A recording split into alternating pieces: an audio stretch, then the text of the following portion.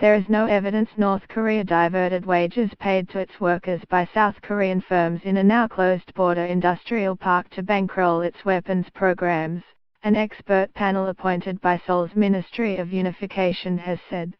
The investigation by the panel reversed the contention by the previous South Korean government that most of the cash that flowed into the jointly run Kaesong complex was diverted to North Korea's nuclear and missile programs. South Korea laid the claim when it pulled out of the joint venture in response to the North's launch of a long-range missile last year. But in July, 2 months after Liberal President Moon Jae-in was elected, a South Korean government official said there was no hard evidence to back up the assertion.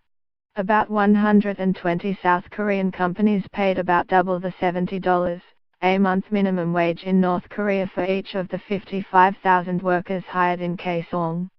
The project resulted from the first Inter-Korean Summit meeting in 2000, when leaders of the two Koreas vowed reconciliation and cooperation. Until its closure last year, it was the last remaining symbol of Inter-Korean rapprochement amid frosty cross-border ties.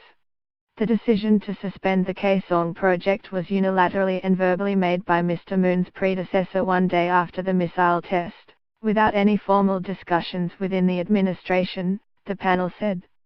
The presidential office inserted the wage diversion argument as major grounds, yet without concrete information, sufficient evidence and consultations with related agencies, mainly citing defector testimonies that lack objectivity and credibility, Kim Jong-soo, a priest who heads the panel, told a news conference.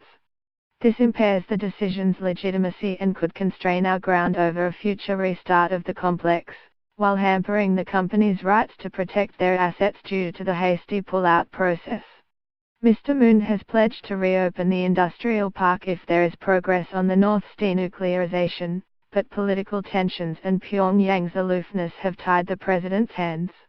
Reuters.